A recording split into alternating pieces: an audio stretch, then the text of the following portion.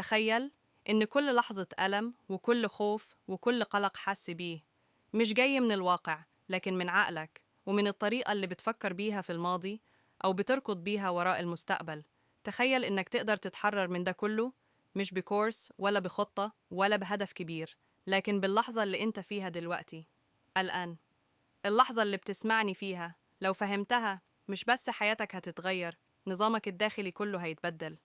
في الدقائق اللي جاية هتسمع واحدة من أعمق الرسائل اللي ممكن تغير نظرتك لنفسك ولحياتك، ملخص كتاب القوة الآن لإكهارت تولي، لكن بأسلوب صوتي بسيط إنساني وأقرب لك من أي وقت فات.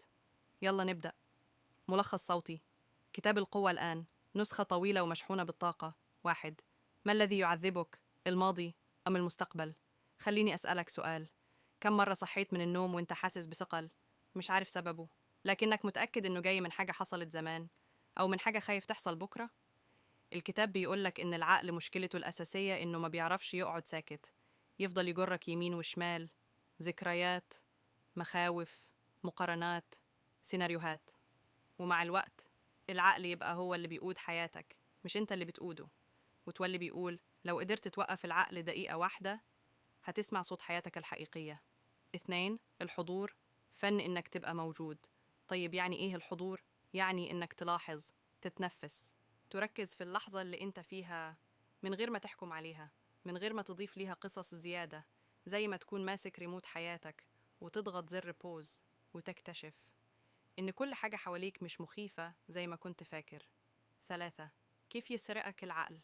العقل عنده عادة غريبة، يحب يعيش في الماضي اللي انتهى أو المستقبل اللي لسه ما حصلش. يقولك فاكر اللي حصل؟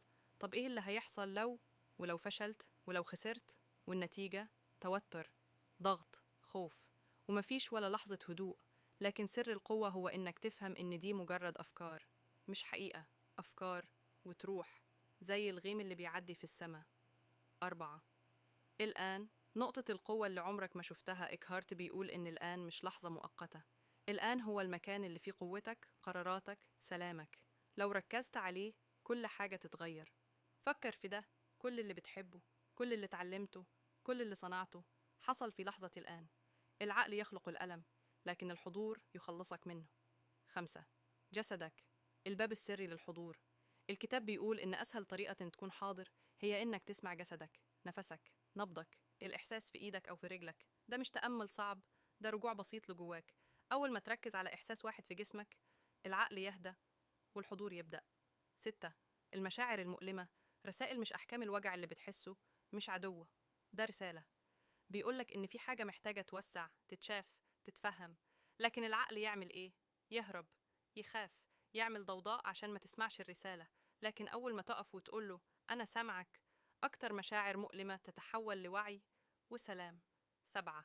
الهوية الحقيقية، أنت مش أفكارك دي من أعمق رسائل الكتاب. أنت مش صوتك الداخلي، أنت مش مخاوفك، أنت مش الماضي اللي حصل ولا المستقبل اللي لسه مجاش. أنت الوعي اللي بيشوف كل ده، انت اللي يقدر يوقف التفكير او يشوفه من غير ما يتأذى منه. ولما تفهم ده، الألم ينخفض، الهدوء يعلى، وحياتك تاخد شكل جديد تماما. الختمة، الرسالة اللي لازم تفضل معاك في النهاية: كتاب القوة الآن مش بيطلب منك تغير حياتك ولا تطور نفسك ولا تبقى نسخة مثالية. هو بيطلب منك حاجة واحدة: إنك ترجع للحظة اللي انت فيها، لجسمك، لنفسك، لنقطة الهدوء اللي جواك. لأن كل اللي بتدور عليه، كل سلام، كل طمأنينة، كل قوة، موجود دلوقتي في اللحظة دي، فيك مش برا. ولو تعلمت تعيش الآن، عمرك ما هترجع تعيش زي زمان.